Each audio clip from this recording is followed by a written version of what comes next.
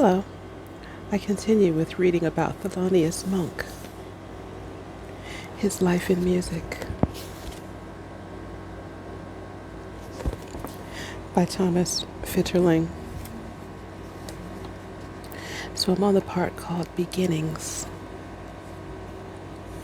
The invention of radio also had a decisive part in the development of jazz. At the time, there were no satisfactory ways to record music, so radio had a constant need for live performers. The great radio stations, as well as the major concert agencies, were all in New York. The city's role as headquarters for the media and the touring industry was now established, and as the recording industry emerged, it also began to take root there. All these factors combined to make it the center of the jazz world. In this vital atmosphere, Monk received his education as a pianist. His sister Marion further reports that in their predominantly West Indian neighborhood, learning a musical instrument was part of a normal education. She herself was compelled to study piano. Her brother had to learn trumpet because he refused to learn the violin. But Thelonious had trouble with his lungs, and because he was already capable of picking out melodies on the piano, which a friend of the family had given them, he began to take the lessons that his sister wanted to avoid. The lessons do not appear to have been extensive. Monk would later claim that he had been fascinated by the piano's mechanism for producing sound, that he felt that something right should be done with it, and that he taught himself to play. His mother supported him in this direction. My mother never imagined that I would do anything else. She always supported me. When I wanted to become a jazz musician, she had nothing against it. Considering that this was during a boom era for jazz musicians, hers was a not uncommonly liberal attitude. At 14, Monk played regularly at rent parties in the neighborhood. These were parties to which the neighbors were invited, who, through their financial contribution in consideration of musical entertainment, would help meet the rent of the not quite liquid host. Besides this, he accompanied his mother on piano and organ when she sang in St. Cyprian's Baptist Church. When she later converted to the Jehovah's Witnesses, she also brought her son Thomas, a prizefighter and policeman 3 years younger than Thelonious, to the faith. Monk was now of high school age. At Peter Stuyvesant High School, he distinguished himself in mathematics, physics, and basketball. His interest in jazz was also clearly marked. Initially, it centered on the work of Louis Armstrong and Duke Ellington, then on Fats Waller, Earl Hines, and especially James P. Johnson, who lived in the neighborhood and was a local hero. When Art Tatum came to New York in 1932, he became for Thelonious the greatest pianist I had ever heard.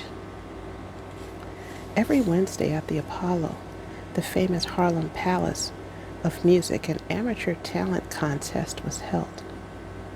Monk, who at this time played in a rather simple stride style, reports that he won this competition so often that he was finally debarred from further participation.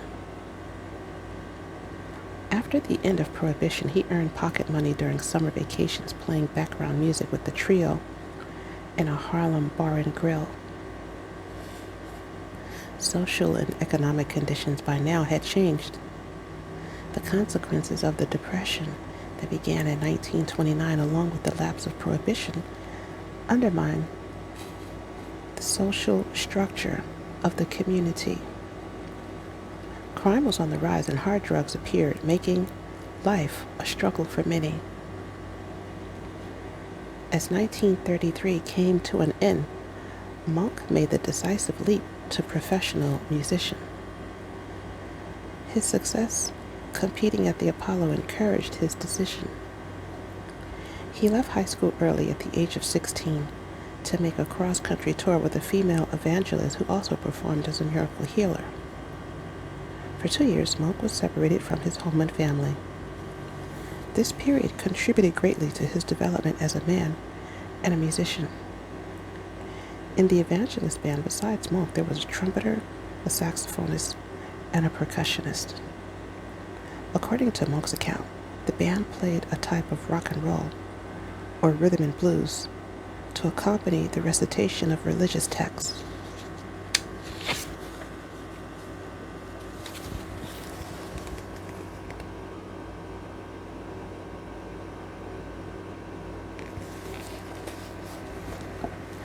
In the cities in which the troupe appeared, Monk sought entry to the local jazz scene in the late-night jam sessions.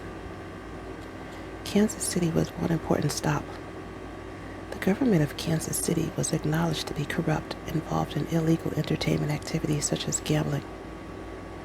But by virtue of city collusion, there was a boom in the arts and entertainment that had not been seen since before the Depression. The best jazz musicians were attracted to the city. In wide-open jam sessions, they developed an ensemble style marked by rhythmic fluency and the frequent use of solo improvisation and riffs. It was represented first by Benny Moten, then by Count Basie's band with Lester Young, later still by the band of Jay McShann with Charlie Parker, drummer Kenny Clark, and pianist Mary Lou Williams were also in the city. Mary Lou Williams was deeply impressed by Monk when they first met. She would later report that although he made use of other pianistic techniques, he already played in what would become his unmistakable style. She also stresses that the innovative harmonies so characteristic of him were already in evidence. Emboldened by the friendliness of his older colleague, Monk entrusted her with his artistic credo. He meant to create something new. It annoyed him no end, he said, to hear musicians always playing the same things in the same manner. In 1936, he was back in New York with his mother and family. With various odd jobs that escaped the scrutiny of the powerful music union, he made a modest living performing in dance halls and pubs. According to the address that was delivered at Monk's funeral service, Monk at this time took classes in harmony and arrangement at the Juilliard School of Music.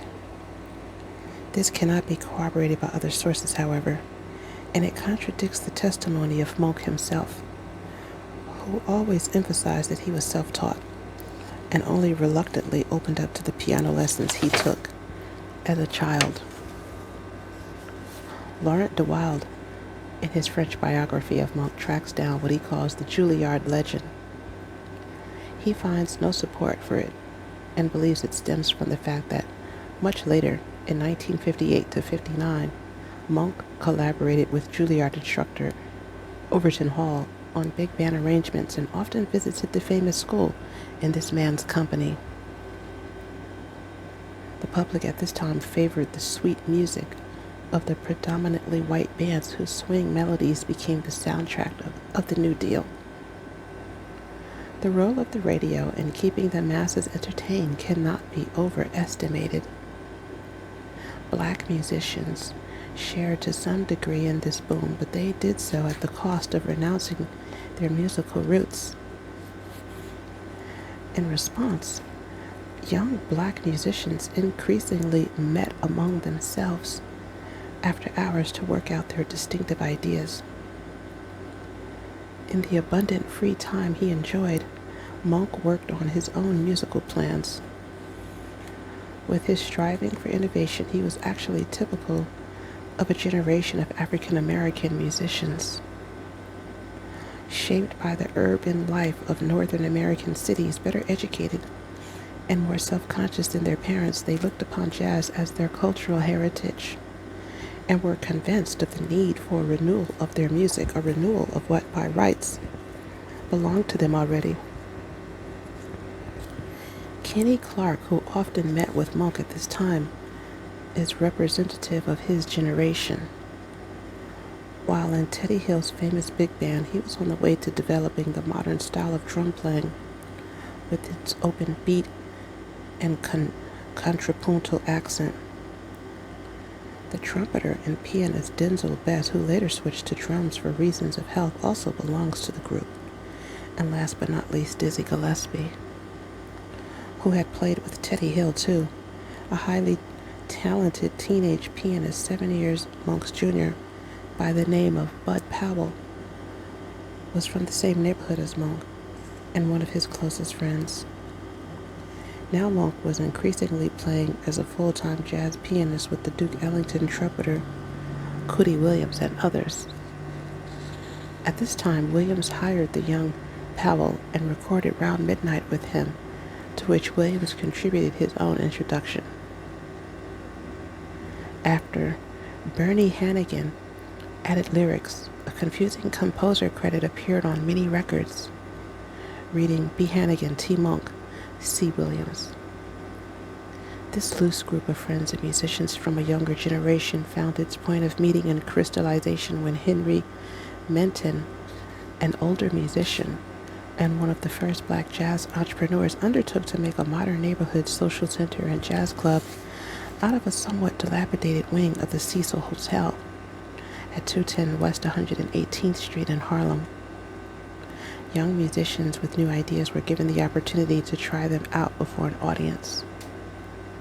Minton's idea was to reproduce the kind of music scene that had flourished a few years before in Kansas City. Early in 1941, he engaged Teddy Hill as manager for his new locale, which he dubbed Minton's Playhouse. Hill, in the meantime, had dissolved his big band, but he wanted to do something for the people who had worked with him, and he had an idea. In the afternoon, Hinton's would be a neighborhood social center with a well-stocked jukebox. In the evening, there would be good, cheap food. Later at night, it would attract up-and-coming musicians with an excellent in-house rhythm section with whom they could jam for free. On Monday, Celebrity Night, dinner would be offered free to the established musicians as an inducement for them to sit in. Thanks for listening. May you find lasting happiness. Please like and subscribe, and catch me in the next video. Bye-bye.